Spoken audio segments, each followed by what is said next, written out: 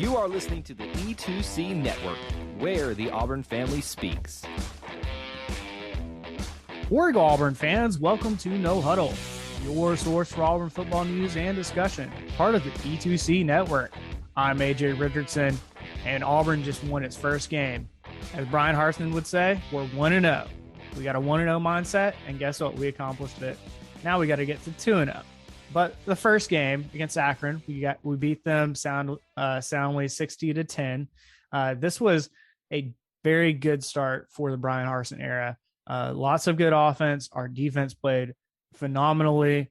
I think overall it just seemed like a good game, a good way to start pretty much this is his coaching staff. This is a good way to get going, even though I think there's going to be an argument here. But how bad is Akron? And how good is Auburn? We'll get into some of those discussions a little bit later. But to talk about this, I've also brought along Jared Davis. How you doing, buddy? War Eagle, man. I'm doing good. I was I thought that I would basically just be kind of satisfied with what I saw. And I was actually excited with what I saw. So I know we're going to talk about, was it just Akron? But I don't think it was just Akron, to be honest with you. So excited about what happened, excited to be here, and just looking forward to kind of recapping what all went down. Yeah, I mean, to have a full stadium, I think it was like 83,000 fans or something like that. The student section, I mean, I think my dad who was there sent a picture to me. I posted it on the E2C Twitter, but the student section was pretty much filled up like an hour ahead of the game, which is pretty crazy for a season opener with Akron. Now, if it was a bigger game, yeah, I'd fully expect that, but this is against Akron. So, I mean, props to the student section for showing up. And hey, they stayed the whole time, which I am very proud of. I love to see that. I mean, there were pictures even, I think, with like 20 seconds left in the game of the student section, and they were still there, like a good number of them. Which, hey, they stayed till after. Yeah, and Harsin came back out. And like applauded them. They were still like after everybody had gone. Hey, that's something Bama can't say they have. So I love that. Bama students are already gone to the parties or whatever they go do after a football game. Yeah, it was. I agree. It was good to see that, and yeah, I saw a picture of Harsin coming out and applauding, and he was in like his suit, like after the game. It was he had cleaned up and everything, and so it was pretty cool that they stayed that late. And I don't know if you saw, but buddy of mine was at the game, and the whole basketball team was there in the student section doing the swag surf with them. Oh, fun. So yeah, that's awesome. Jabari Smith and those guys, I think they were there doing it. So pretty cool to see. Yeah, that's cool. I mean, I feel like you're getting the college experience. Like, you get to have some fun there. I mean, it's just part of the full experience. Like, my sister who went to, I think she went to most of the home games last year as an Auburn student, but they had to be so spread out. She was like, the game experience was so different.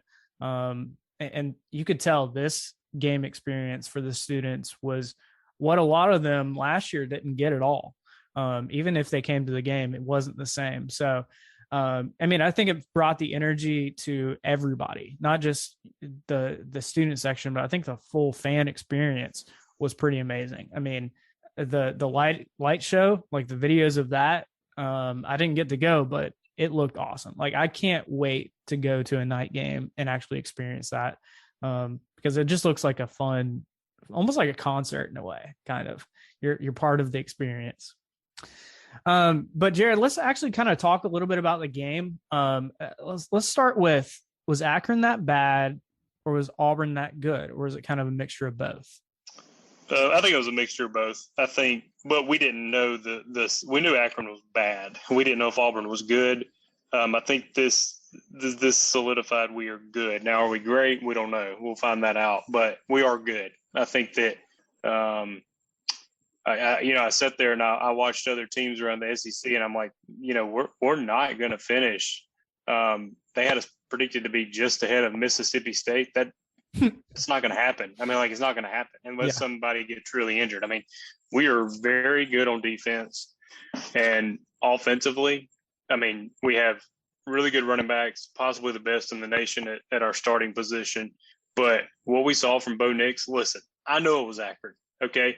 But from snap one, he was not jittery. Remember, you got to keep in mind, he's got that memory of things that have happened. So you would think, okay, it might take a few drives in the game to realize, hey, I'm not getting pressure from Akron. No, it happened from snap one. He was not anxious.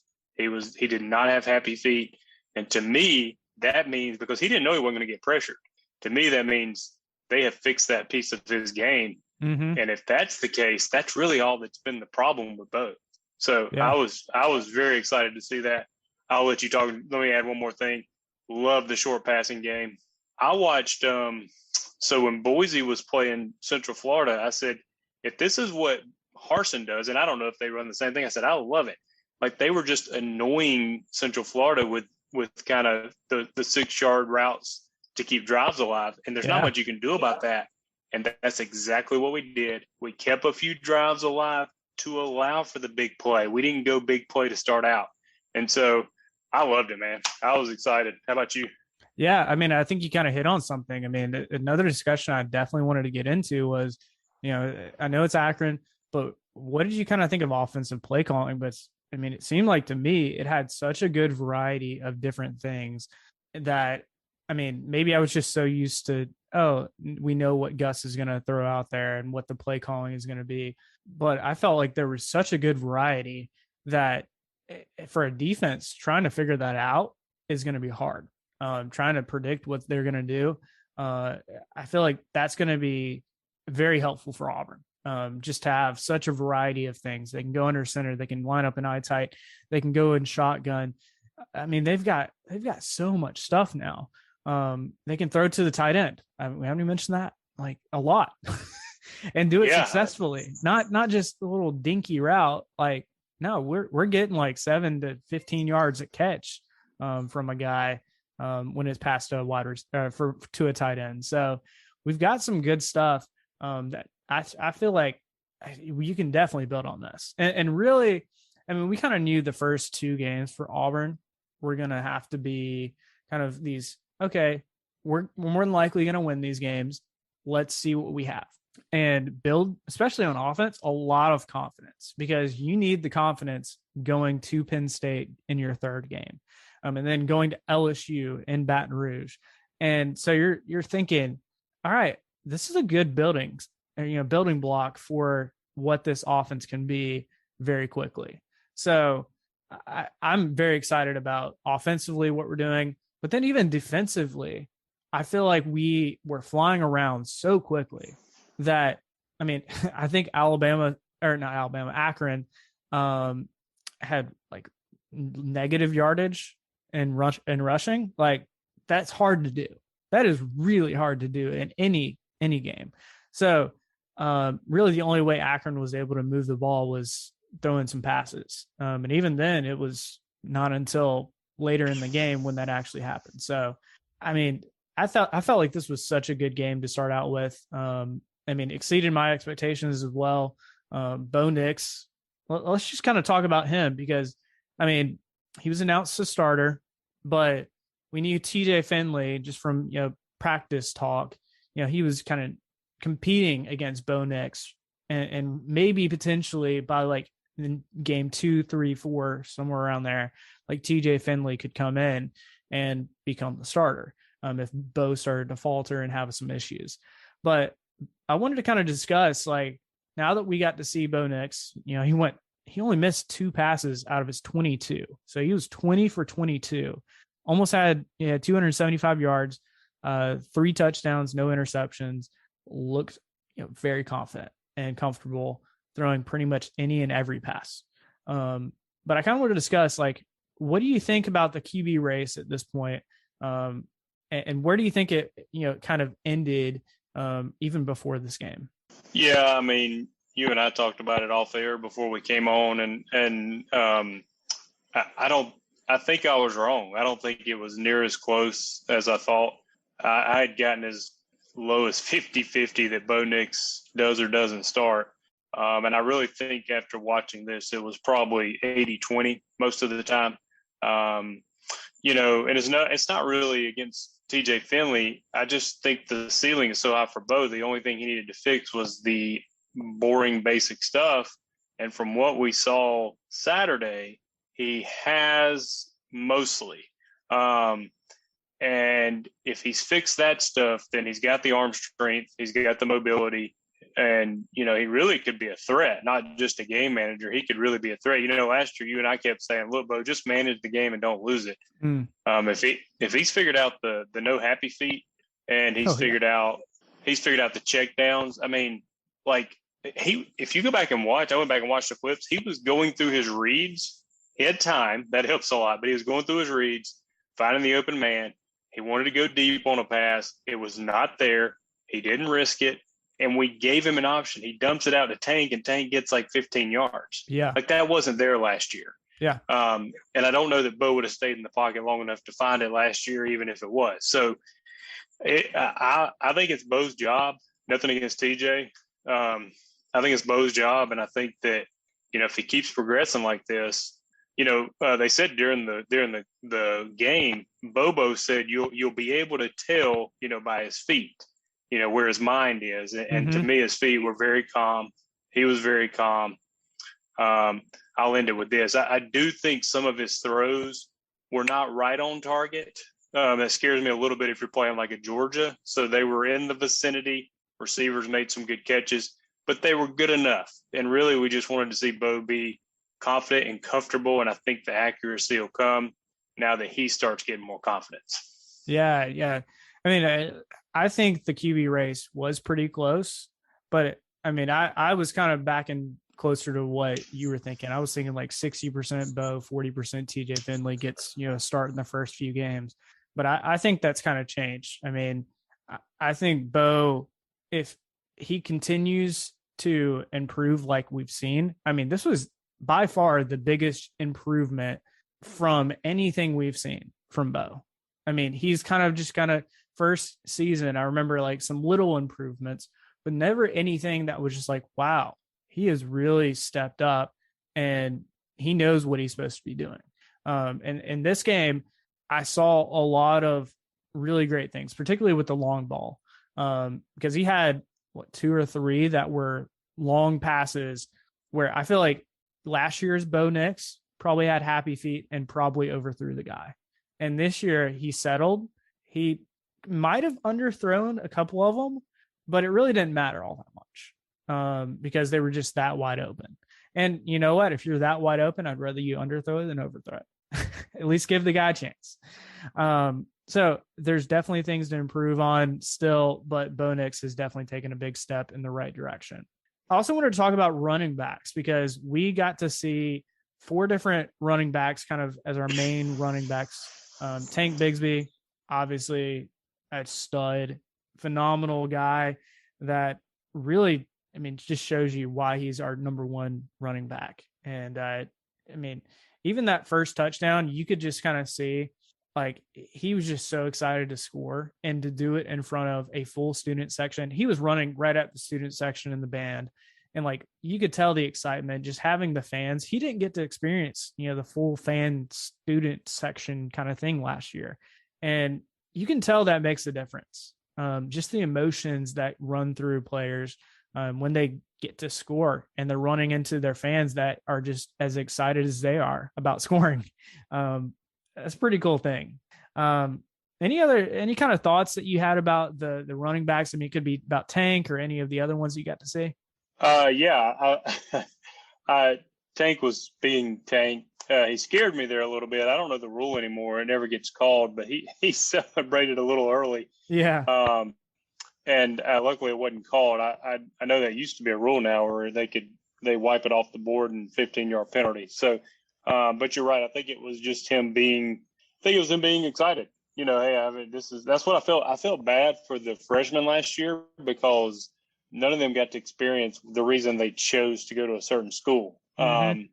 And so this year they're getting to feel that. Tank's awesome. Every time he touches it, I get scared because I feel like he is our team. But he's awesome. I'll be honest with you. Showers was good. Showers had that catch out of the backfield.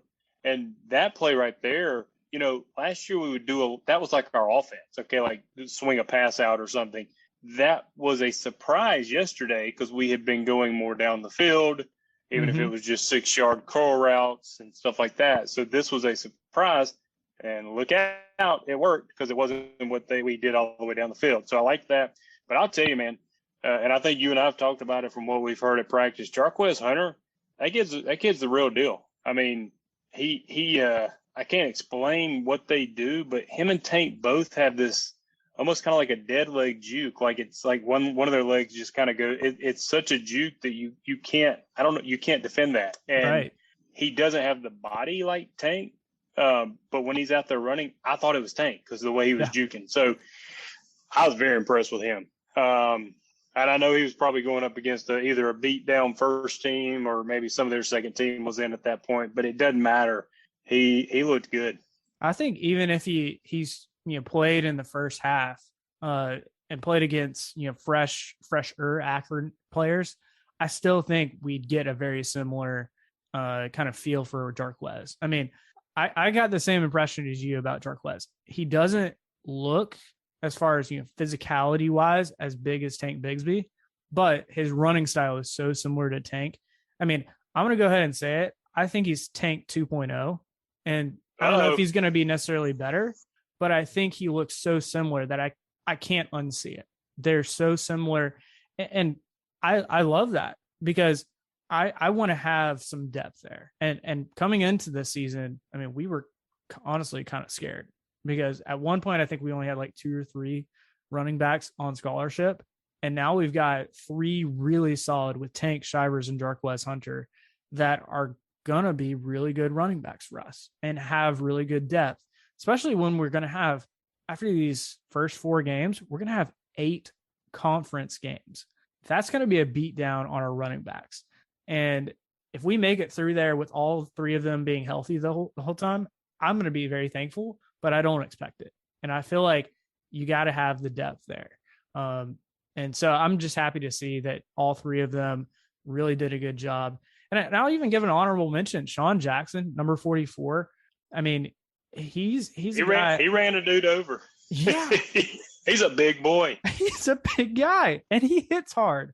I mean, like I was not even expecting to see a guy like Sean Jackson in a game like this, but I mean, that's good to have an extra guy down there that's fun. That is fun. He was kind of, you remember Petway? He was kind of Petway size. I mean, Petway was a big boy. So I think I'll be honest with you, by the end of the season, I think in the coaches' minds, Hunter will probably be a true number 2. They won't ever mention that because they don't want to, Shivers has put in his due time. Yeah. I think Shivers really might start being more of kind of like what we tried to do with Devin Barrett, just not as obvious. I think he might be more of a role in the passing game. You know how we did when we rolled him out and he scored off. I think he could be kind of an extra, almost a little bit of an extra shifty receiver there. And we could use help there. So, right. I think we'll probably see him more in the passing game. But all around running back, I think it'll be obviously Tank and then probably Hunter by the end of the season will have moved into that number 2 spot. Yeah, I think it'll be something similar to that because I think Shivers has his role and it's get an open field and run really fast. It's not pound the guy up the middle. And that doesn't need to be his role. And I like how they use Shivers kind of out, get him out in the open space. I mean, that's when he literally almost killed another dude. So that boy does not run away from contact. And I want to be clear, I'm not knocking Shivers at all. I love him. I think he's really good. I think his tool set, you're right, is like more, all right, if there's a gap, I got it. Yeah. And he looks for contact. I think Hunter and Tank have just a little more tools that they have with the way they can run, and very limited piece of video evidence here for Hunter, but just from what I saw. So it's not really a knock on Shivers. I love the dude. And yeah, he knocked like 3. He knocked his own guy into the end zone. I mean, he was like, I don't know who's in front of me, but y'all are about to wind up in the end zone. I love it. Hey, Auburn fans, I want to take a quick timeout from this episode to bring your attention to something very special. Here at the E2C Network, we pride ourselves on bringing you the best content for Auburn fans out there. And best of all, it's free to you. But just because it's free doesn't mean there aren't costs, especially when you have a library of hundreds of podcasts, videos, blogs, and more. Many of you have reached out and asked how you can support this network in the past. Well, now I have your answer. It's called the E2C Network Booster Club over at patreon.com/E2C Network. There you'll find a membership monthly reward system where you can sign up for as little as $1 and get different perks at different tiers. Some of those perks include things such as apparel, eligibility to join us on future podcasts, recognition as an E2C Network booster, exclusive communications, and bonus content that is available nowhere else. If you love this network and want to help us keep producing podcasts like this one, please head on over to patreon.com/E2C Network to join the E2C Network Booster Club. You can also get there by going to our website, e2cnetwork.com/support.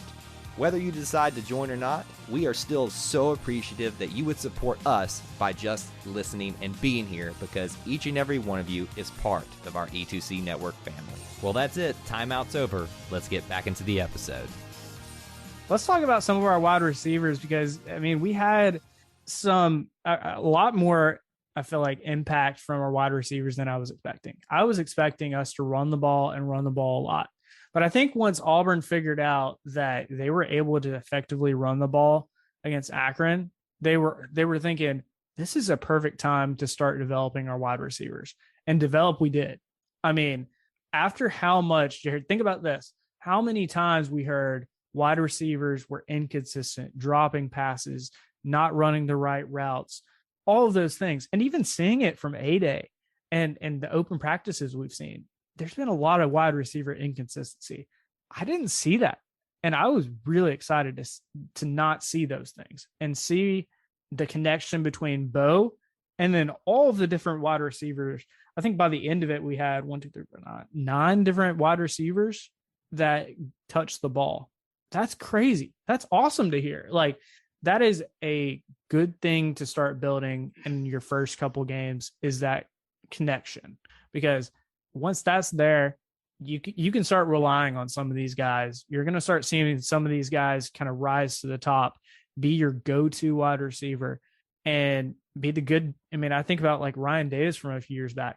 Like, he was a reliable guy. Like, you knew he was going to find a way to get to that first down line. And that's where I'm thinking some of these wide receivers, somebody's going to fit into that role. So what's your thoughts on wide receivers? I'm going to also kind of group in tight ends there with how they did this game.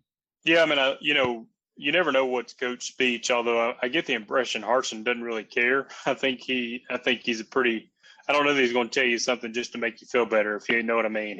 What he says, he probably means. And he said from spring to fall, those guys made the biggest jump. And he's like, they came back almost like a totally different group, but we didn't know. And I think it was true. I think what you and I were hearing in the spring was true. Super inconsistent, very frustrating for the coaches. And they came back in the fall and they're like a whole different group. And now we're seeing that. And I don't know what they did during that time, but spring and summer and fall. But, Shedrick Jackson, when I saw he was, no offense, if you're listening, when I saw he was our starting receiver, listen, I love Shedrick. I picked him to be the leading receiver last year on the opening podcast, and I had to eat those words all year long. I was scared when I saw he was a starting receiver. I love it now. Like, he literally knows he's going to find that crease. He knows where he needs to be. He's going to find it. He's going to sit down and give a good target for Bo. I don't think he's a game breaker, but he's going to be somebody keeping the chains moving. I thought overall the whole group did well. Kobe Hudson, I've heard some things about him. Was he really going to be a starter? Was he slacking off in practice? I've even heard those things. Apparently not. He looked really good, made a good catch from Bo on that seam route for a touchdown. Shanker, love seeing him. Oh, my gosh, yes. All in all, the only thing that worries me, AJ, is I think we were all so pleasantly surprised that we don't need to overlook, though, we do have to have somebody that can break open a game. And to me, because you need that when you're playing your Georgias and Alabamas and LSUs, to me, the one that probably looked the most able to do that is Robertson, in my opinion. Okay. Yeah. Just from when the ball was in his hand, you could see a little bit of, okay, this guy could take one to the house. So that's the only thing we're probably missing. I think we had guys that ran good routes, called passes. We need somebody that can put fear into the defense, and that will develop probably. But from the group that played last night, it was Robertson in my mind that probably would do that the most. Yeah, I mean, I could see that, and I mean, he has the college experience, the Division I experience that I think may take him. I mean, it was one of those things. I knew he didn't make this starters, but I knew he was going to get into some of the rotations at wide receiver, and as soon as he got in there, I mean, he only ended up with 3 catches this game. It's not groundbreaking or anything, but there was an obvious, I know what I'm doing out here. And heck, I mean, he just showed up on campus like a month ago, if that. So it's like the dude's still learning the system and already starting to know where he's supposed to be, run the right route, connection with Bo Nix. That's a good start. I mean, for a guy who just transferred to Auburn. Well, and I know we need to move on, but there wasn't even bias. You bring him in. We know he was an All-American at Cal, and I was not jaded. I was not jaded. I was not biased by that. I didn't know who Zero was, but I saw the ball in Zero's hand, and I was like, he's pretty shifty. I see some athleticism here. I see he doesn't look stiff. And, yeah, he didn't blow the stats out, but just some things led me to believe this guy could be him. And then I realized, oh, that's the transfer. So it was later on that I realized that was the transfer. But, yeah, all in all, they did good. Very pleased and, excited to see what they do next week. Yeah, definitely. Last final thing about offensive line. I know it was the big harping point, still looking to see what they did. I think they did about as good as they could possibly do. Yeah, it's still Akron, but they were not phased. Bo had the pockets that he needed. The running backs had the right holes to run through. I think they did pretty much exactly what you were hoping for, and even more. Any other kind of thoughts on offensive line and how they did, just real briefly? I think they did more. I mean, taking the wrong block, any team, a high school team can get through to your quarterback if that's happening, and that had been happening a lot. So they didn't do that. They came together. They did really well. I was very pleasantly surprised by the way they did, way better than I thought they would do. Yeah, I think so as well. Let's shift over to defense and kind of talk about them. I'd already mentioned, I mean, they stopped Akron to negative rushing yards. I mean, -3 rushing yards in a game is very good. I know that, consider sacks and stuff in college, but still, like, that shows you how much penetration they were getting. And a lot of times it wasn't even anything crazy, like, sending 6 guys. It was the normal rushes a lot of times that were just getting pressure on the quarterback, or even a simple run play. Auburn was able to stop the guys for tackle for losses. I mean, it was super impressive to see the front 7 just dominate a team. And I'm kind of taking this as a lot of the new, I think one of our big concerns, it's not really a big concern, but just one of our concerns was defensive line. How are they going to kind of step up with not a lot of guys that had a lot of experience from previous seasons? So, I mean, yeah, man, to have 6 sacks and a bunch of tackle for losses in this game, I think it kind of shows you that this defensive line and front 7 is ready to go and adjusting well to the Derek Mason defense. What's your kind of thoughts on this defense and how they performed in this first game against Akron? I mean, I think our defensive line could be nasty. I did not expect that. And you heard things coming out of camp about, TD and Hall, and, but you're like, all right, I've been hearing this for 4 years. So they looked really good. I mean, you're right. We weren't having to send any exotic blitzes or anything. We were just getting home with our base package. It's Akron. I get it's Akron. Okay. But they're still college athletes. And I mean, it was play after play after play. If their quarterback wasn't mobile, it'd have been 10 sacks. Oh yeah. I mean, it was crazy.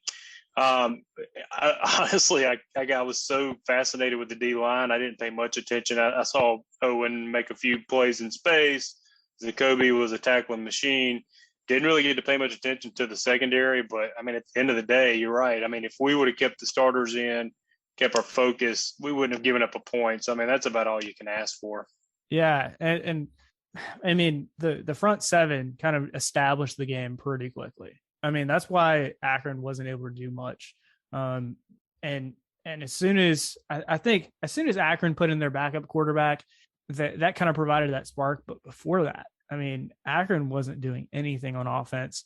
Was struggling to get consistent drives, even to get into anything close to like a field goal. So Auburn's defense, hats off to them for this game. It kind of shows me, I mean, one of our other big concerns was pass rush. How are we able to rush the quarterback? And I saw a few guys step up like Derek Hall, TD Moultrie, even JJ Pegues getting in there. Our boy JJ Pegues, he calls that fumble. I thought it was a first down. Like, oh man, they fumbled and they recovered and they came back. It's like, no, it goes back to the spot. And he prevented a first down. So good for him. Yeah. And a turnover essentially. So yeah, I mean, I love it. I love it. I mean, I knew he just his sheer amount of talent that dude has running through his veins. I had a feeling he was going to make some impact, but I mean, he's essentially that guy right behind Tony Fair, kind of up the middle of the defensive line. Well, that's got to make him feel good because you know he's got to be questioned. He's like, all right, it's got to be in his mind. Was this the right decision? Was this the right decision to move to defense and to have an immediate impact like that? That's probably got to put his mind at rest and get him to feel good. Like, all right, I have an individual. Like, I can still be an individual and get recognized on the side because he calls that. So yeah, exactly. I mean, that's pretty cool to see because I mean, we all had. I mean, like as much as we loved him on offense, like it was one of those things that was kind of inevitable that it was going to happen where he was going to move over to the defensive side of the ball. Just his enormous size and talent level, like he's got to be on the field at some point. Yep. Yeah, I mean the secondary I think did pretty well. I mean, you already kind of hit on it a little bit. Yeah, they were able to pass a little bit on us, but at the same time, I don't think we were kind of giving them some shorter routes. I mean, we just didn't want any huge play, and ultimately, I think the defense overall just did its job. Yeah, it wasn't a shutout, but 10 points in more or less junk time at the end of the game. I'll take that. I'll take that anytime. I'll take it. And I will say, you're talking about leadership. Smoke Monday gave everybody credit, but the secondary, he's like, front guys did their job. He's like, secondary, he did not give them credit, but he said we got some things we got to get cleaned up. But so that was cool to see him like praising everybody but his unit, and saying, hey, we need to get better. Yeah, absolutely. I mean, it's a good place to start for our defense under a new system under Derek Mason. Let's finish up our kind of review with Akron versus Auburn with talking about special teams. So the first thing that I saw was a missed PAT, and what? That fired me up. I was like, where did that come from? Are you kidding me? Are you kidding me? Yeah. Like that is one of the things that kind of irks me if we miss a PAT. Like those should be automatic at the college level, especially with a great kicker like Anders Carlson, and to miss it, oh, man. But I think he very quickly noted that like as soon as after he missed that, he was like, oh, dang it, I let my team down. And then he knocked down like a 30, maybe 40-yard field goal. And so he kind of made up for it, like put his confidence back up there where it should be. So I like to see that kind of bounce back from a guy that he should never miss a PAT ever. So that was good to see. For our punters, I was curious kind of coming into this game, who was going to be our punter? Was it going to be Aiden Marshall or Oscar Chapman? And both punts, we only had two, were done by Oscar Chapman. One was pretty good. It was like a 40-something yarder. And then the other one was not a great punt. So it was about 22 yards or something like that. So we got some consistency to work on for punting. And I'm sure that's going to be a key emphasis, especially when we start playing the big names where a punter needs to flip the field. It's got to happen. And we I kind of can't. like the. Go ahead. I kind of like the mentality. I kind of like what we did in the first half, where we just didn't punt. Yeah. Like, can we do that? Like, if Oscar doesn't even take the field, no offense, Oscar. If he doesn't even take the field, I'm okay with that. Oh, no doubt. I mean, if we can score on every play or every drive, and not ever have to use a punter, I mean, I'll be a happy man. Yeah, that's a lot easier. Let's just do that. That's the goal. Problem solved, Carson. Carson, if you're listening, we just solved your problem. Yeah, that's it. Figure it out. You and Bobo go figure it out. Okay. I did kind of like a couple of different things with punt returns and kickoff returns. So punt returns, we got to see Javarius Johnson and Demetrius Robertson. So Demetrius is that transfer from Georgia. Both of those guys got some, a few options out there. I think Javarius Johnson, one of the times he was out there, it was an incredible punt, incredible. And it was way over his head. Javarius ended up tripping on his own feet. But I think Demetrius Robertson, he did have a good return. And I mean, it wouldn't shock me if Demetrius Robertson ends up being our punt returner. I mean, his one return was 19 yards. That's explosive. You like to see that. I mean, if you're getting 19 yards on a punt return, you're probably going to break one. And it's going to be awesome. You're going to get the fan base so pumped up when you can score on a punt return. Yes, sir.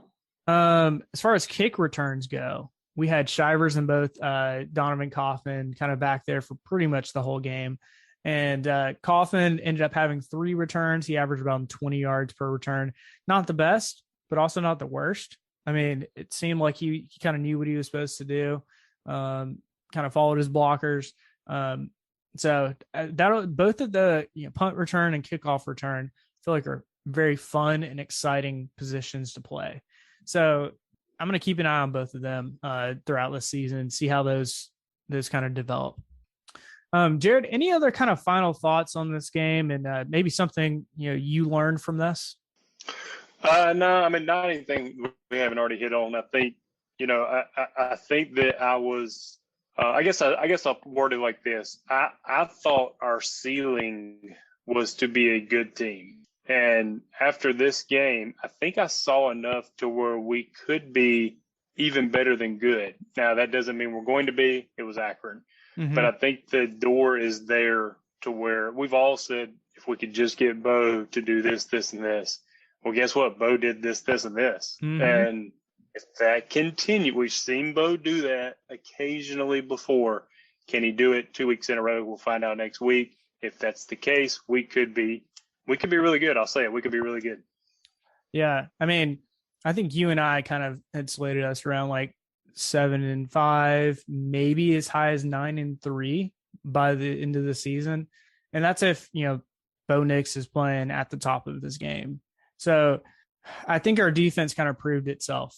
And it's going to have to prove itself again and again against much better offenses. So if the defense can do what it's supposed to and Bo Nix continues to not get flustered, I feel like we have a little bit higher ceiling than what we had originally said. I don't think we're making a national championship run. Now, would that be fun? Heck yes.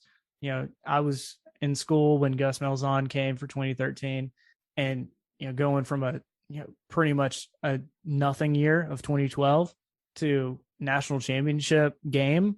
Like it can happen. Don't get me wrong, but that's a long uphill road to climb. And a lot of things have to go your way for that to happen. I know I said I'll end with this. If that is truly our offensive line and that is truly the new Bo Nix, I will be surprised if we don't win 9 games. Wow. So your floor is now 9. If that's the true, and it's a very small window. 9 and 10 would be the max. Like 9 would be the floor. 10 would be the max to me. I just don't see I don't think we beat Alabama. I saw them. They're on a different level. Mm-hmm. And between the Georgias, LSUs, A&Ms, you're going to slip up somewhere. From what I saw, I watched most of Penn State. I watched most of LSU. I saw where A&M struggled a little bit initially. If that is truly who they are, and I don't know, that's a big if. If that's truly who they are, yeah, I think we win 9 ball games. I'd be surprised if we don't. I mean, you got some good potential there, and I think that's something exciting for us. I mean, it's the newness of the new offense and seeing how that works, and it clicked game one, which you love to see. I feel like, I mean, we'll talk about on our next podcast, but all of the different SEC games where some teams they were struggling, they couldn't find their identity on offense, and that was not the case for Auburn. Auburn knew what it was coming to do, and it accomplished everything that it wanted to do on offense. So I think it does raise that floor a little bit for Auburn, which that's fun. That I think that gives us more shots at games this season than I think a lot of fans did probably coming into the season. Before we get out of here, Jared, how can the people stay in touch with you? You can find me on Facebook under my name, Jared Davis. And you can find me on Twitter, AJAY_. It's always great to be an Auburn Tiger and War Eagle. War Eagle. Thank you for tuning in to today's episode on the E2C Network. On your way out, I want to remind you to stop by e2cnetwork.com. It's your one-stop shop for all our content across our podcast, YouTube channel, and much more. To stay up to date with us, make sure you're following social media accounts such as Facebook, Twitter, and Instagram. While our content here may always be Auburn sports heavy, if it's orange and blue, it's what we do. War Eagle.